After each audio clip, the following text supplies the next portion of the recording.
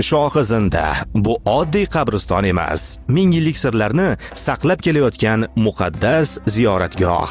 Afsonaga ko'ra, bu joyda payg'ambarimiz Muhammad sallallohu alayhi va sallamning amakilarining o'g'li Qusam ibn Abbos dafn etilgan. U islom dini targ'iboti uchun Samarqandga kelgan va bu yerda shahid bo'lgan. Ammo xalq orasida afsonalar shunday deydi: Qusam ibn Abbos o'lmagan. U yashirin ravishda yer ostiga kirib hali ham tirik, ya'ni shohizinda.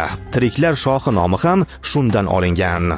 Asrlar davomida bu joy tabarruk ziyorat maskaniga aylangan. Amir Temur davrida bu hududda go'zal maqbaralar majmuasi bunyod etilib, u o'z yaqinlari va sodiq kishilari uchun ham shu yerda maqbaralar qurdirtirgan. Bugun shohizinda Samarqandning yuragi, ruhiy kuch manbai. Uning moviy gumbazlari va nafis bezaklari har bir mehmonni tarix qariga olib kiradi. Bu joy faqat o'tmish xotirasi emas, u ruhiy uyg'onish, e'tiqod va abadiylik timsolidir. Videoga like bosing, izohlar qoldiring va sahifamizga obuna bo'lishni unutmang.